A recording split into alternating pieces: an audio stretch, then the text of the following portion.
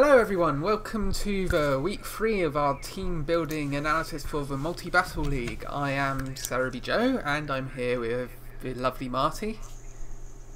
The lovely Marty. The lovely Marty.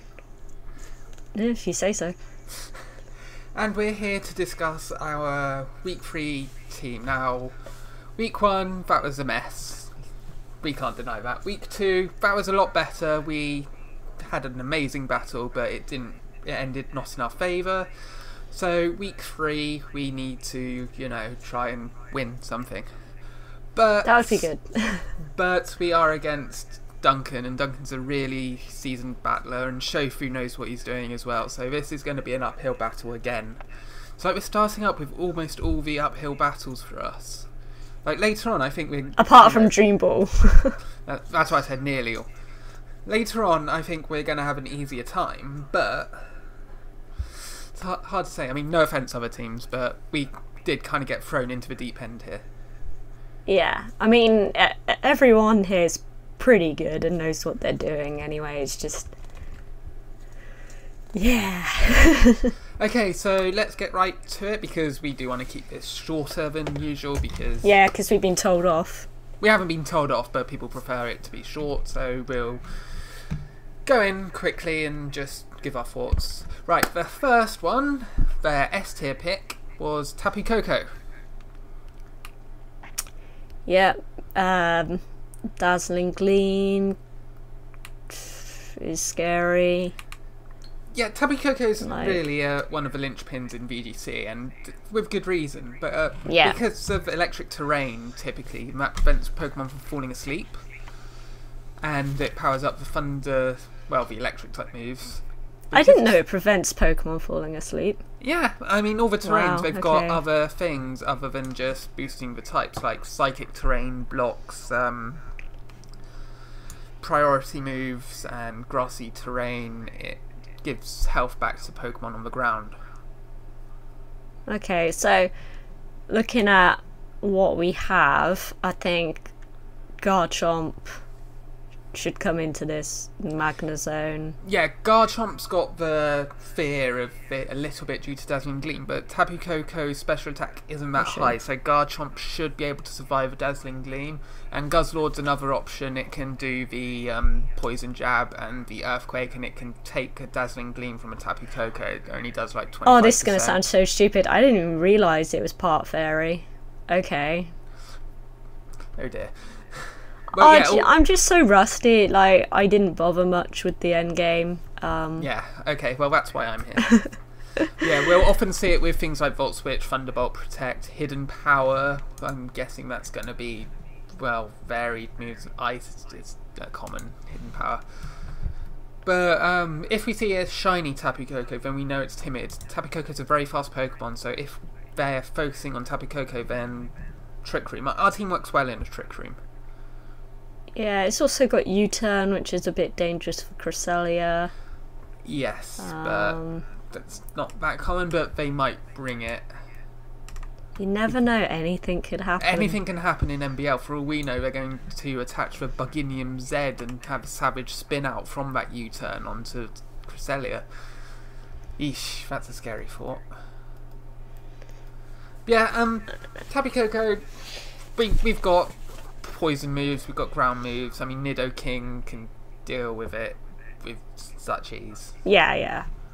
In fact, looking at the team, Nidoking is just going to wreck this team, so Nidoking is definitely going to come in this battle. But of course, if Nidoking fails, then we need to have backups, so that's what we're here for. Okay, their first A tier pick, sorry about that, is Landorus Incarnate Form. Not Fairy Form, the Incarnate Form.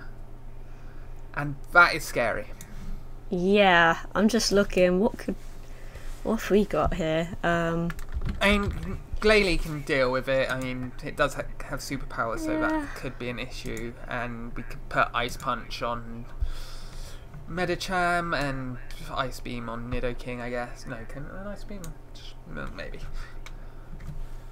It's the fact that it has the ability Sheer Force, and teamed with a Life Orb, that means it's going to be powerful. It's basically what we do with our Nidoking, but stronger.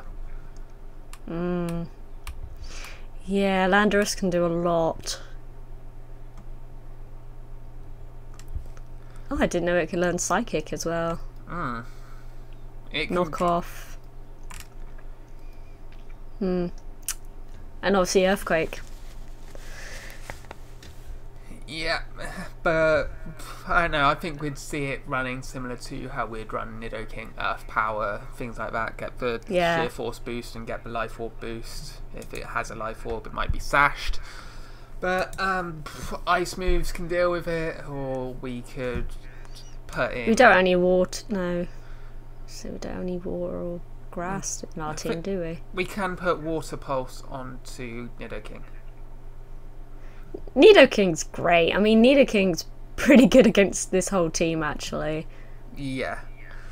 Or we could bring in Gorgai, saying it's not got that much of an issue with Landorus, and ghost it and then wreck it with Never-Ending Nightmare. We've got options. I mean, it's going to be a pain to take down, but hopefully they don't bring it. So they're probably going to bring it. Yeah. I'd be very surprised if they don't. But yeah, I mean, if we're in a trick room and we bring Glalie out, Glalie can just body slam it. And basically, I'm seeing a lot of trick room desire on this, because their team is very fast, and the next Pokemon is one which isn't so fast. It shows they've got the double Tapu, and they've got Tapu Burlu. Now, Tapu Burlu would be a scary Pokemon for this Guzzlord, but it doesn't learn Play Rough, so it's like, oh, okay. I mean, it does get Nature's Madness, which would cut Guzzlord's health by 50%. It's like a fairy Super Fang. But Blimey. I don't know. Tapu Burlu is typically it's a strong Pokemon, but it's typically lesser seen of the Tapus from. Yeah, I've rarely seen one about, to be honest. But it can do a lot. Its Horn Leech is evil, and setting up grassy terrain is something which I think they're going to do, because not only does it give health back, it weakens Earthquake. Again, it's not a Pokemon that is too threatening for us. Yeah, though. Poison Jab on Garchomp, that's 4 times super effective. That would one-hit KO it. Same with Poison Jab on Guzzlord and Sludge Bomb on Nidoking. Even though it's not Stab. Yeah. I mean, it would be Stab on Nidoking, but on everything else, it would still... It's 4 times effective. Very rarely do 4 times effective moves not one-hit KO a Pokemon. They'd need to have significant bulk, and Tapu Burlu doesn't quite have that bulk. No. I mean, we can, Chandelure. Chandelure's good against it, yeah. Ribombi's Pollen Puff would dent it a fair bit. Add Mega Glalie. The ice, yeah. I think Duncan and Shofu are going to see that it's weak to pretty much all of our team except for Cresselia. Even Cresselia, I see. Yeah. I mean, this team, like, we'll go back over it in the end, but they're kind of weak to us. They have a significant weakness to us, and we need to capitalise on that. So I think we need to go more offensive than supporting as we have been lately. So their first B tier. Gyarados. Now, Gyarados is a scary Pokemon. It's got Intimidate, and with switching shenanigans, Intimidate can be brutal. And it's got Ice Fang, which is and we've got a lot of physical, And Nidoking, it's a bit afraid of it, but Nidoking can run Thunderbolt, and Magnezone can obviously run Thunderbolt, and that would 4 times effective. What they could do is have the bounced Gyarados, and then put the Flyinian Z on it. And I think they'll bring it. I do actually think they'll bring Gyarados here. Absolutely. For the Intimidate is necessary, and I know that Duncan was really wanting to get an Intimidator on his team, and so are most people, really. Because Intimidate can ruin a Pokemon. It would ruin Medicham, it would ruin Garchomp. Yeah. So I think with Glalie we need to make it a mixed one. I mean, Glalie can have a super effective Freeze Dry on it. And would that even count as being 4 times effective because of the flying weakness? I believe it would, so we'll go with our mixed Glalie for this. Okay, next on my list, Sylvali, the false god. I don't like it. I don't know how they're going to run this. I mean, they can make it any type, which would also change its multi-attack, but that would then limit them, because it would limit the item they use, and it would kind of give it away a bit. So this is their wild card. It could be ghost type that they use, it could be dark type, because we did have a bit of a dark type weakness in our last battle. So they'll edit it accordingly, so it's safe to say they'll probably go for whatever we're most weak to.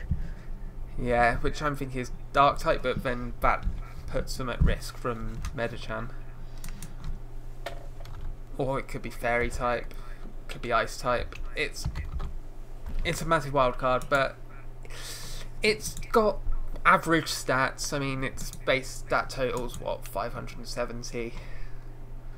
It's 95 in each stat, so it's got bulk, it's got some strength. It's just going to be one of those Pokemon which is a complete pain, and we're not going to really know how they're going to use it until we see it. So they'll bring it. So they're probably going to bring it. I mean, just keep our team varied and hopefully we'll have a counter for it. Now their next one, I don't think they will bring. I think they'll bring it. You think? Yes, because of one move. Soak. Oh. Yeah, the strategy I was using in this year's VGC with my Pyukumuku. Soak can just ruin a team. I mean, it's much like how we sometimes use Trick or Treat on Gorgeist. Give it the type that you're strong against, and bam. Okay. But it's not that scary. I mean, ground can deal with it, and it's not that bulky. No. I mean, it's... I think they might bring it. I mean, teamed with Tapu Koko, it would hit hard. Oh, yeah. And so it is a C tier pick as well. Like, they picked this one before their last B tier. Yeah, I mean, it teams with Tapu Koko. They can basically just soak us and have Tapu Koko just one-hit KO us with super effective moves. No thank you. Yeah, so if we see this, we need to kill it. I'd say kill it with fire, but no, it's a water type. So. Yeah, that wouldn't work. Next up is Tornadus incarnate form. No problem. I mean, we've got the ice. I mean, it's gonna have some issues because it does get Prankster. And so it's going to have Prankster Tailwind, but we can deal with that easily due to Trick Room and Icy Wind. But yeah, I mean, electric moves. So Magnezone's definitely going to be a bring in this one. I think. For sure. And if we bring Cresselia, I'm thinking Helping Hand gets some extra power in. Because I'm not seeing much need for skill swapping. No, I'm not. I mean, it would be or the useful. Intimidate. It would be useful to get the Intimidate off. That would be cool. The Gyarados, and then we can just keep skill swapping between our Pokemon, and just get Intimidate off and Intimidate off and Intimidate off. Oh, that would be sweet. That would be hilarious, but that's so set up-y. It's like, will we actually do that? No. I want to do that. I mean, yeah, it's such an evil move. So maybe keep skill swapping. So it would be what? Skill swap, Helping Hand, Trick Room, Icy Wind. No Protect. No Protect, but we could give it one of the berries, which once it's down to 25%, it brings it back up to 75%. Rather than leftovers. Oh yeah, that's true. Those are always useful. I mean, I often run Guzzlord with that. It makes people stressed. I run Zygarde with that. What am I using it? I'm actually using it with something, but I can't for the life of me remember what. But yeah, it's a good berry, that. Yeah, the boost it got in Sun and Moon is just amazing. Okay, next up, Magmortar. Magmortar is very versatile. It's very versatile. It gets a lot of moves, but it typically carries Thunderbolt to deal with the water type. But we've got ground type, we've got rock type with Garchomp and Guzzlord. So I'm not that scared of it. It does have some annoying We just attacks. don't need to try not to attack it physically as well because of the flame body. Yeah. Unless you want to skill swap it off. Could do. But then that would probably give it Levitate, and we don't want that. No. No. We could Earthquake it out of the way. That'd be nice. Yeah, Earthquake, Earth Power, I mean, neutral hits would do a lot of damage to it. It's not the best Pokemon, that's why it's C tier, but... Yeah. Alright, still... Oh yeah, I'm just looking at its base stats, actually. It's still a bit of a scary Pokemon. I mean, I think Duncan wanted Eviolite Magmar rather than Magmortar, if memory serves, but another team grabbed it. They did? Yeah. They did. There's one team with Electabuzz and Magmar. I can see that now, yeah. Okay. That's going to be a fun team to be against. Yeah. But yeah, Magmortar, meh. Meh. Meh. Okay, next up, Frostlass. Now, Frostlass is a scary Pokemon. It can wreck Garchomp, it can wreck Nidoking. It can't quite wreck Guzzlord, but it can do serious damage, and it's fast. And it will also have super effective stuff on Chandelure. It's fast, and it's completely strong against Gourgeist. But I'm starting to think we don't bring Gourgeist to this match. Not a bad shout. I can't see much use for it. And that would open up the other Pokemon you have to Z moves. So we could have like a Steel type Z move on Magnezone or on Nidoking. No, leave Life Orb on Nidoking. So it does open things up, but Frostlass is pretty easy to take care of. I mean, a heavy slam from Guzzlord would one-hit KO it. Blimey, it can do a little bit to us. It's a little bit scary. Just looking at its move list. Oofed. Will-O-Wisp. Taunt, yeah. Signal Beam. Shadow Ball. Shadow Ball. Blizzard. Yeah, they'll bring it. Blizzard with Inhale with Snowcloak. Oof. No thanks. No thanks. But, I mean, it is a C tier pick for a reason. It's frail, isn't it? Little bit, yeah. Could put Bullet Punch on Mega Medicham, that would take it down a lot. Yeah? How much would that do? I mean, I would say it would do at least half damage, and that's with a small priority move. Okay. But I haven't. We'll need to get it down. I haven't done the calcs quickly. yet. I'll do the calcs in a bit, and if it works out, then you'll see it at the end of this video when I put the team up. Right. Yeah, it's not that scary, but it's pretty scary. And Hawlucha. I like Hawlucha. I don't.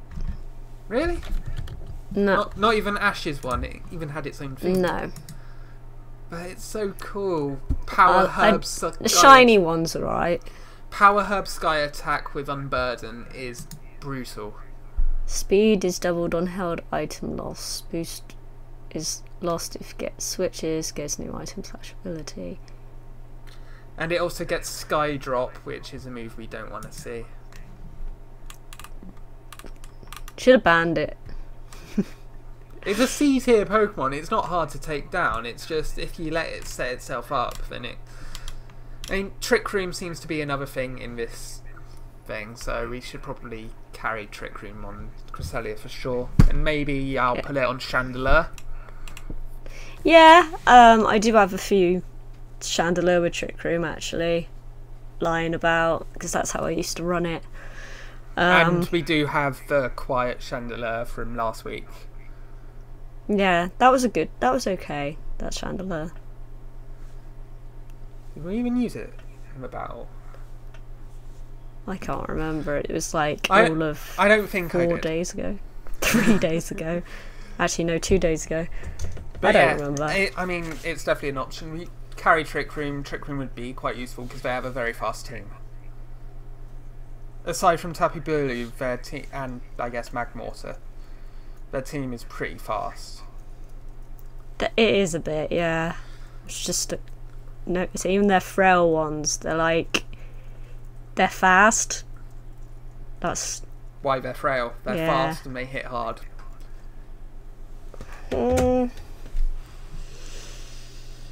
So we should definitely bring. What should we bring then? Garchomp and Cresselia. We're bringing them because they are among the best Pokemon ever to exist. You said it. Guzzlord, it's got the coverage. It'll be very useful. We've not used it yet, have we? Yeah, we used it in Team Jamie. It managed to bring like 2 or 3 Pokemon down to like 33%. Couldn't get the KOs off because it did get Mega Launcher Aura Speared 3 times from Mega Blastoise. Right. But the fact that it did that with the weakness to it, it shows that Guzzlord is a bulky Pokemon. And it can hit hard. Now we need to carry poison moves. We need to carry a couple of steel type moves. So we got Nidoking for sure. Nidoking, Magnezone for sure. Nidoking, I'm thinking maybe have Thunderbolt, Sludge Bomb, Earth Power, and Wildcard. Can be Protect, can be Flamethrower, can be whatever you want it to be. That's pretty much what it has already. And Glalie again. Totally. I feel so bad. We're not going to use Ribombee again. Ribombee's got such great tech, but it's just so situational. One day we'll use it. We'll bring it and surprise everyone. We'll bring it next week against, I think we've got Team Flawless after this, and Magiana versus Ribombee. Sure, why not? But yeah, I mean, the team is up on the screen for you if you are all paying attention. So, sorry Ribombee and Gourgeist. Yeah, sorry Ribombee and Gourgeist. And we'll figure out who brings which into the battle on the day. But yeah. I do like... A Gourgeist is growing on me, but this definitely isn't its game. It's not its matchup. Hopefully I'll remember to Mega Evolve, but Glalie is totally... I will remind you. Right for this, yeah. Yeah, Glalie has got the best moves. I mean, we could put Crunch on it, get a bit of Dark type stuff, or we could use Spikes, get some entry hazards going on. As long as we get that Sivali down, we'll be alright. Well, to be fair, hopefully. An option we can have to get rid of Sivali is the Nuclear Winter option, which we haven't used yet. We'll be fine, I hope. I mean, hopefully, if we're gonna lose, hopefully it's 3-0, so we have progression of us getting better. Because we started 5-0, then 4-0. If this is 3-0, that's fine. Then 2-0, then 1-0. Then we can start winning the rest of the matches, and we'll top cut. The matchup is way more in our favour for this one. Yeah, we have a massive advantage, and I don't think they've got too much of an advantage over us. They've got some advantage, but I think we've got this if we play our cards right, if we don't make the wrong plays. And we don't move too quickly. Yes, so I will make sure we lock in things before we lock in things. So we don't don't just say, yeah, let's do this move. Oh, hang on. No, wait, it's too late. Yeah, you can't see it, but I'm glaring at Marty right now. Oh well. But yeah, the battle will be uploaded onto Marty's channel tomorrow. That's Saturday the 3rd of June at 8 PM British Summer Time. That's 7 PM UTC. So be sure to subscribe to Marty's channel to get the video, and be sure to subscribe to this channel to get the next team analysis. I just want to say thank you to everyone who subscribed already. The channel's just hit over 1,000, and I'm very, very grateful. Thank you. Yeah. And be sure to like and comment, let us know where we went wrong, if we went wrong, which we probably have. But we'll see you in the battle, and until next time, see ya. Bye.